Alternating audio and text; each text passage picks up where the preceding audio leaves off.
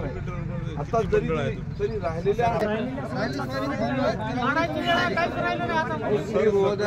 आमदार साहेबांकडे विनंती आहे, सरसकट घ्या. आम्ही सर्वांना खुश करायसाठी सरसकट जाहीर करून टाका, तर त्याच्यामध्ये ज्याचं प्रत्यक्ष नुकसान झालं. मंत्री संजय राठोड आज नांदेड जिल्ह्यातील दौऱ्यावर हातगाव येथील नुकसानग्रस्त भागांची पाहणी करत साधला शेतकऱ्यांशी संवाद. महाराष्ट्र राज्याचे मृदा व जलसंधारण मंत्री संजय राठोड हे आज नांदेड जिल्ह्याच्या दौऱ्यावर असून त्यांनी हातगाव तालुक्यातील मौजे गोजेगाव येथील पैनगंगा नदीकाठच्या शेतीतील तसेच रुई धानोरा येथील शेतकऱ्याच्या बांधावर जाऊन नुकसानग्रस्त शेती पिकांची पाहणी करत शेतकऱ्याच्या अडचणी जाणून घेऊन शेतकऱ्यांशी संवाद साधत शेतकऱ्यांना महाराष्ट्र शासनाकडून सर्व राज्यामध्ये मुख्यमंत्री यांच्या आदेशाने सर्व मंत्री हे सर्व नुकसानग्रस्त ठिकाणी जाऊन पाहणी करण्याचे आदेश असल्याचे आज मी सुद्धा नांदेड जिल्ह्याच्या दौऱ्यावर आलो असल्याचे त्यांनी माध्यमांशी बोलताना सांगितले आहे. राज्याच्या मुख्यमंत्र्यांना मंत्रिमंडळाच्या बैठकीमध्ये सर्व मंत्र्यांना वेगवेगळ्या जिल्ह्यामध्ये जाऊन अशा पद्धतीचं शेतकऱ्यांच्या भेटीगाठी घ्यायच्या, स्वतः पाहणी करायची, अशा पद्धतीचे आदेश होते. म्हणून काल आज आम्ही सर्व मंत्री फिरत आहे. शासनाने मदतीचं GR सुद्धा काढलेलं आहे आणि वेगवेगळे जे पिकं आहे राज्यामध्ये या सर्व पिकांची काय स्थिती आहे, कृषी विद्यापीठ असेल, कृषी विभाग असेल, महसूल विभाग असेल, वेगवेगळ्या यंत्रणेला या सर्व माहितीच्या संकलित करून तो शासनाला अहवाल देण्याच्या संदर्भात राज्याच्या मुख्यमंत्र्यांनी आदेश दिलेले आहे.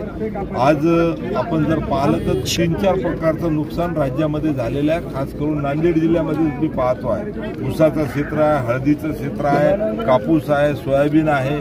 अनेक ठिकाणी मग पीक जे काही वाहून गेलेलं आहे, खरडून गेलेलं आहे, त्यामध्ये खरडून गेल्यानंतर दुरुस्त होणारं क्षेत्रही आहे, दुरुस्त न होणारंही क्षेत्र आहे.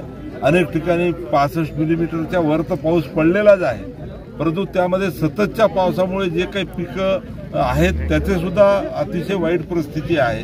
आणि ही सर्व परिस्थिती पाहिल्यानंतर मंत्रिमंडळाचा एक सदस्य म्हणून या सर्व गोष्टी माननीय मुख्यमंत्र्यांसमोर किंवा मंत्रिमंडळासमोर या ठिकाणी मांडण्याचा प्रयत्न माझा राहणार आहे. आता जरी राहिलेल्या जे क्षेत्र कमी गेलं नांदेडच्या त्याला पुरवणी काढायच लागणार आहे आपल्याला.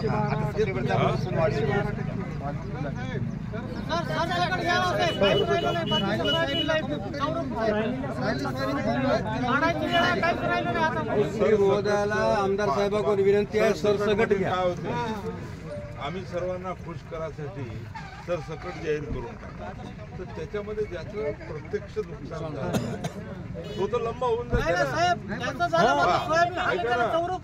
पूर्ण खरडून गेलेल्या लोकांचं जमीन दुरुस्तीला किती पैसे लागतात, मग त्याला तुम्ही त्या सरकटमध्ये सर्व मग काय होते की त्याचं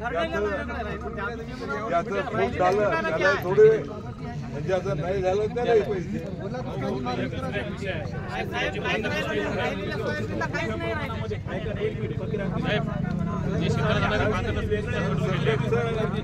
असं वाटतं की त्याच्यात आपल्याला फरक झालेला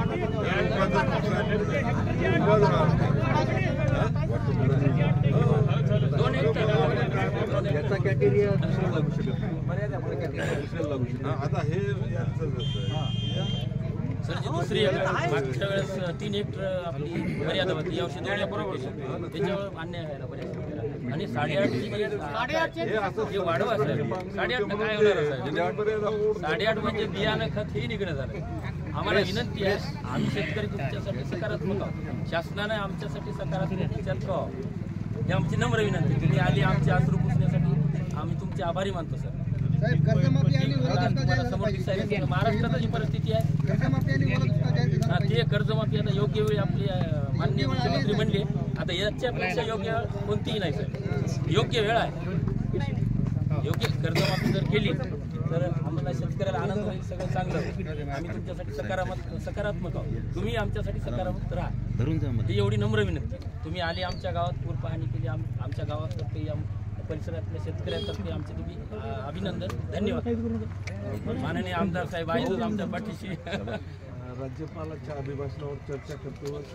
हिवाळी अधिवेशन आणि कालच्या अधिवेशनात दोन्ही अधिवेशनात महाराष्ट्र राज्याचे मुख्यमंत्री देवेंद्र फडणवीस साहेबांनी घोषणा केली की आम्ही जे वचननाम्यात आहे ते आम्ही कर्जमाफी देतो. तर तुम्ही कॅबिनेटमध्ये हे करा की सगळ्या शेतकऱ्याचं म्हणणं आहे की आता योग्य वेळ आली, सगळं यावर्षी गेलं, तर योग्य वेळी कर्जमाफी द्यायला पाहिजे. आता 1 वर्ष द्यायला काय शेतकऱ्यांच्या भावना मंत्रिमंडळातला सदस्य म्हणून राज्याचे मुख्यमंत्री देवेंद्र फडणवीस साहेब, आमचे नेते एकनाथ शिंदे साहेब, दुसरे आमचे उपमुख्यमंत्री अजितदादा पवार साहेब यांच्यापर्यंत शेतकऱ्यांच्या भावना पोहोचवण्यासाठी हा दौरा आहे ना. म्हणून माननीय मुख्यमंत्र्यांनी सर्वांना वाटून दिलेला आहे. मलाही त्यांनी सांगितलं नांदेड जा, म्हणून आज नांदेड जिल्ह्याचं सर्व परिस्थितीचं पूर्ण माझ्याकडून जसं मी शेतकऱ्याचाच मुलगा आहे ना. सर ते 8,500 एकदा त्याची वाढ करा सर त्याच्यामध्ये, कारण 8,500 रुपये जे फार कमी मदत होत आहे सर. हे दरवर्षी समजा आपला ठीक होतं सर. निर्णय मागच्या वेळेस एकनाथ शिंदे साहेब होते. हो सर. एनडीआरएफच्या निकषाच्या दुप्पट मदत करण्याचाही निर्णय घेतला ना आपण. सरसकट पहिल्यांदा इतिहासामध्ये. नाही हा ठीक आहे सर, सरसकट केलं चांगलं झालं. सरसकट म्हणजे पाऊस 65 परिस्थिती असते. सततच्या पावसामुळे कधी मदत मिळाली नाही आतापर्यंत. राज्य स्थापन